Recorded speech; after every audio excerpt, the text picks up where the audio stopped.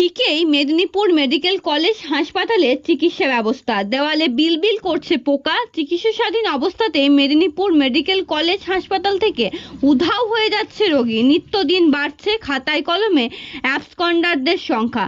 তথ্য বলছে গত 7 দিনে মেদিনীপুর মেডিকেল কলেজ হাসপাতাল থেকে নিখোঁজ হয়ে গেছে 121 জন রোগী। এর মধ্যে নিখোঁজ হয়েছে 20 জন রোগী। হাসপাতালের সূত্রে জানা গিয়েছে এর মধ্যে বেশিরভাগই চিকিৎসাধীন ছিল মেদিনীপুর মেডিকেল কলেজ হাসপাতালের মেল মেডিসিন এমার্জেন্সি বিভাগে। এই ওয়ার্ড নিয়ে বরাবর বিস্তর অভিযোগ রোগী ও রোগীর পরিজনদের। কি অবস্থা ওয়ার্ডের ভেতরে তা দেখতে আমরা পৌঁছেছিলাম মেল মেডিসিন ওয়ার্ডে যে ছবি ধরা পড়লো তা দেখলে শিউরে উঠতে বাধ্য হবেন আপনিও। বেড না পেয়ে মাটিতেই থাকতে হচ্ছে রোগীদের। বর্ষার সময়েও খোলা জানলার পাশেই শুয়ে থাকতে হচ্ছে রোগীদের। যত্রতত্র পড়ে রয়েছে আবর্জনার ঢাই, ঘুরে বেড়াচ্ছে পোকামাকড় থেকে শুরু করে বিড়ালছানা, আর এইসব নিয়েই থাকতে হচ্ছে রোগীদের। গতকাল রাত 9টা নাগাদ কোনোভাবে হাত লাগানো চ্যানেল বন্ধ হয়ে গিয়েছিল এই রোগীর, ফলে শরীরে যাচ্ছিল না স্যালাইন।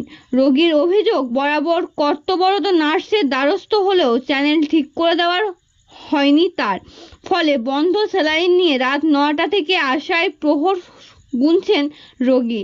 একই ঘটনা কেশপুরের এক রোগীর সাথেও। রাতে ডায়ালিসিস করে মেল মেডিসিন ওয়ার্ডে শিফট করা হয় তাকে। ঘুমন্ত অবস্থাতেই খুলে যায় হাতের চ্যানেল। রোগীর স্ত্রী তড়িঘড়ি নার্সের কাছে ছুটে গেলেও কোনো সাড়া দেননি কর্তব্যরত নার্সরা। একের পর এক এই ছবিগুলোই প্রশ্ন তুলে দিচ্ছে হাসপাতালের পরিষেবা নিয়ে। শুধু পরিষেবা নয়, রোগী নিখোঁজের যে সংখ্যা সামনে আসছে তাতে প্রশ্ন উঠছে হাসপাতালের নিরাপত্তা ব্যবস্থা নিয়েও। পশ্চিম মেদিনীপুর থেকে শান্তনু বর্ধনের রিপোর্ট।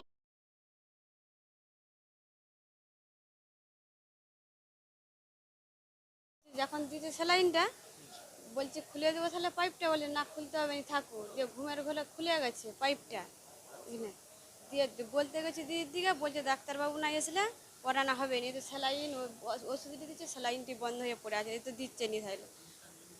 হ্যাঁ, ইঞ্জেকশন ওষুধ আর স্যালাইন দিচ্ছে নি। মানে ঘুমের ঘরে চ্যানেল খুলে গিয়ে খুলে যায়, ওটা গোটা দুটা বেরসি ভিজে আবার রক্ত জবজবা হয়ে গেছে। সিস্টারদের বলেছিলেন আসেনি? না, দিয়ে গেছি আমি, বলছি ঘুমের ঘরে এরকম খুলে গেছে, তাহলে যে চ্যানেলটা করে দাও, তাহলে স্যালাইনটা পাবে। বলছে ডাক্তারবাবু এসলে বলবে তার দিকে, তারা বললে তারপরে করে দিবে। এখন ওই অবস্থায় পড়ে আছে, এই তো খোলা হয়ে পড়ে আছে, তো স্যালাইনও দিচ্ছে নি আর ইঞ্জেকশনও দেয়নি, শুধু ওষুধটি দিয়েছে। কথাটা সঠিক, কিন্তু এইটা এত বাড়াবাড়ির জন্য আমাদের একটা কমিটি তৈরি করা হয়েছে এবং সবাইকে নিয়ে করা হয়েছে। এই কমিটিটা তৈরি আজকে বোধহয় 3-4 দিন হলো। এতে আমরা দেখতে পাচ্ছি অনেক কমে গেছে। আর এই যে যতগুলো অ্যাবসকন্ডেড হয়েছে তার বেশিরভাগ ছিল ডিসচার্জ হওয়ার ছিল, ওরাও 2টো পর্যন্ত ওয়েট না করেই চলে গেছে। তাহলে কমিটিতে কারা কারা থাকছে? কমিটিতে থাকছেন আমাদের এমএসভিবি থাকছেন, অ্যাসিস্ট্যান্ট সুপারের তরফ থেকেও থাকছেন, আমাদের ফেসিলিটি ম্যানেজারও থাকছেন, তারপর ওই সিস্টারের তরফ থেকে প্রায় ওদের ইনচার্জরা থাকছেন কয়েকজন। এই নিয়ে একটা বড় কমিটি করা হয়েছে। এই কমিটি করার পর, হ্যাঁ, আমিও সেই কমিটির মধ্যেই আছি এবং তাতে দেখছি এই 2-3 দিনে এর সংখ্যা অনেকটা কমেছে। 2-3 দিনের সংখ্যাটা অনেকটা কমেছে হাসপাতালের। এবং আশা করা যায় এই কমিটির সমস্ত দেখভালটা থাকলে আশা করা যায় মাসখানেকের মধ্যে হয়তো আর এগুলো পাওয়া যাবে না, খুব কম পাওয়া যাবে না বলা যাবে না। হাসপাতালের পরিষেবা নিয়ে একটা কোয়েশ্চেন।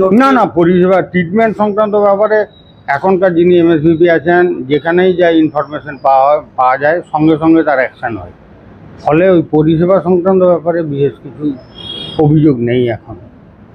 আপনার নাম? আমার নাম দিলীপ কুমার পরমল, আমি এক্স ফেসিলিটি ম্যানেজার, এখন দায়িত্বপ্রাপ্ত। এখন দায়িত্বপ্রাপ্ত।